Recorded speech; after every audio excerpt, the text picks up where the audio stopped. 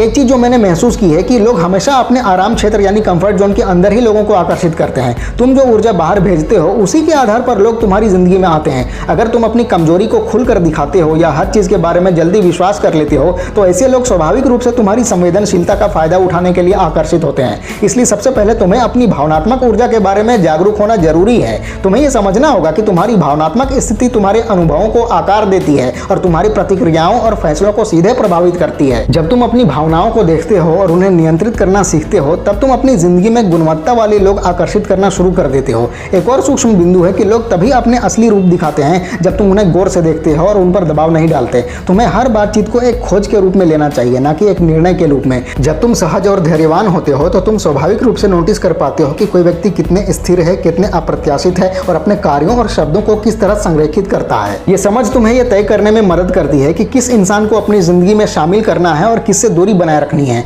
एक और महत्वपूर्ण चीज जो मैंने सीखा कि हम अक्सर लोगों के व्यवहार और शब्दों को सच मान लेते हैं। तुरंत हम मान लेते हैं कि लोग ईमानदार हैं या भरोसेमंद हैं सिर्फ उनके शुरुआती व्यवहार या आकर्षण के आधार पर। लेकिन जैसे जैसे हम गौर से देखते हैं हमें समझ में आता है कि असली स्थिति अलग होती है। कुछ लोग शुरू में बहुत दोस्ताना और गर्म दिखते हैं, लेकिन जब परिस्थितियां बदलती है तब उनका असली स्वभाव सामने आता है। तुम्हें धैर्य और लंबी अवधि के अवलोकन की जरूरत है ताकि तुम केवल सतही प्रभाव के आधार पर फैसले ना लो। जब तुम ध्यान से देखते हो और अपनी बातचीत को नोट करते हो तो तुम एक मानसिक नक्शा बनाते हो। इस नक्शे के माध्यम से तुम पहचान सकते हो कि कौन तुम्हारे लिए सहायक है, कौन तुम्हारी ऊर्जा को खत्म करता है और कौन तुम्हारी वृद्धि में वास्तव में रुचि रखता है। तुम्हारे लिए स्पष्टता तब आती है जब तुम अपनी जिज्ञासा को नियंत्रित करते हो और अपनी पूर्व धारणाओं को अलग रखते हो। यह स्पष्टता तुम्हें सशक्त बनाती है कि तुम बेहतर फैसले लो और विषैले पैटर्न को अपनी जिंदगी से हटा सको। एक और सूक्ष्म चीज की लोग अपनी मंशा तभी प्रकट करते हैं जब तुम उनके कार्यों और प्रतिक्रियाओं को ध्यान से देखते हो। तुम्हारा काम सिर्फ यह देखना है कि वो कैसे व्यवहार करते हैं, किस तरह प्रतिक्रिया देते हैं और किस तरह की भावनात्मक संकेत देते हैं। यह अवलोकन तुम्हारी मदद करता है कि तुम सतही प्रभाव में ना फंसो और तुम्हारी समझ गहरी और वास्तविक हो।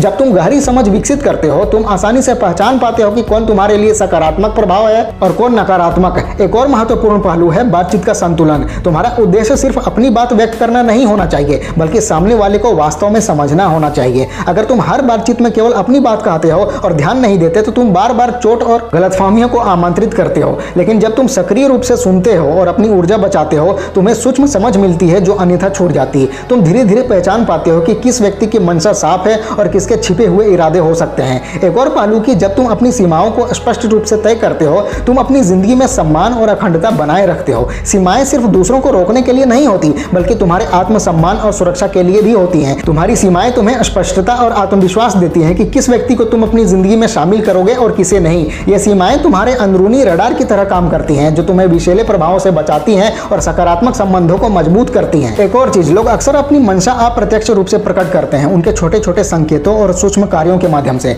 तुम्हें उन्हें संकेतों को देखना आना चाहिए, जैसे वे तुम्हारे समय को कैसे महत्व देते हैं, तुम्हारी भावनाओं को कैसे नोटिस करते हैं और संघर्षों को कैसे संभालते हैं। ये छोटे छोटे संकेत तुम्हें बताते हैं कि व्यक्ति वास्तविक है या नहीं। तुम्हारा काम सिर्फ देखना, नोट करना और विश्लेषण करना है बिना किसी तुरंत प्रतिक्रिया के। एक और व्यवहारिक सुझाव है कि धीरे धीरे बातचीत और परत दर परत अवलोकन। तुम्हारी बातचीत शुरू में सहज और सरल होनी चाहिए और जैसे जैसे तुम देखते हो तुम धीरे धीरे गहरी समझ विकसित करते हो। तुम्हारे लिए महत्वपूर्ण है कि तुम हर परत को नोट करो, उनके व्यवहार, स्थिरता, बातचीत के तरीके और समस्या सुलझाने के दृष्टिकोण। ये परत दर परत अवलोकन तुम्हारी मदद करता है कि तुम दीर्घकालिक अनुकूलता और वास्तविकता का मूल्यांकन कर सको। एक और सूक्ष्म मानसिक पहलू है कि जब तुम खुद वर्तमान और जमी हुई स्थिति में होते हो तुम्हारे अंदर एक प्राकृतिक फिल्टर सक्रिय हो जाता है। ये फिल्टर तुम्हें स्वाभाविक रूप से मार्गदर्शन करता है कि किस व्यक्ति के साथ जुड़ना चाहिए और किससे दूर रहना चाहिए। तुम्हारी सहज बोध शक्ति और अवलोकन एक साथ काम करते हैं और तुम्हारे लिए उपयुक्त लोग आकर्षित होते हैं। तुम्हारे लिए सबसे मूल्यवान चीज है कि तुम अपनी जिंदगी के हर नए अनुभव को सीखने और अवलोकन करने का अवसर बनाओ। एक और बिंदु जो लोग अक्सर नजरअंदाज कर देते हैं कि हम अपने पिछले अनुभवों के पैटर्न सीखते हैं। अगर तुम बार बार होने वाले चोट और विषैले अनुभवों को नोट करते हो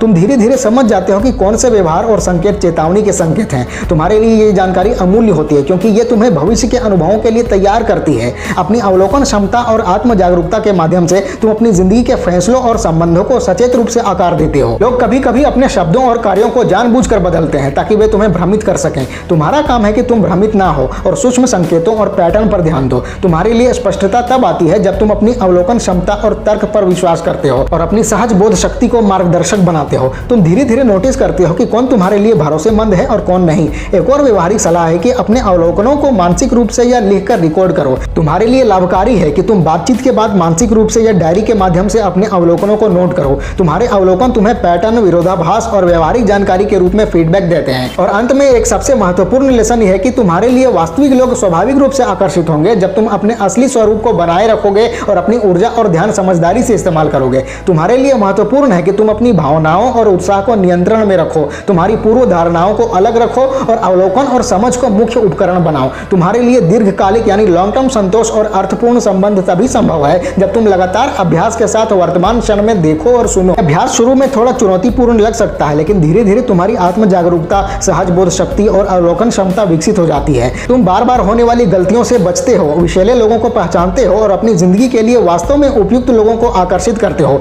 तुम्हारी दोस्तियां और रिश्ते अर्थपूर्ण और लंबे समय तक टिकाऊ हो जाते हैं और तुम्हारी जिंदगी भावनात्मक रूप से सुरक्षित और पूर्ण बन जाती है।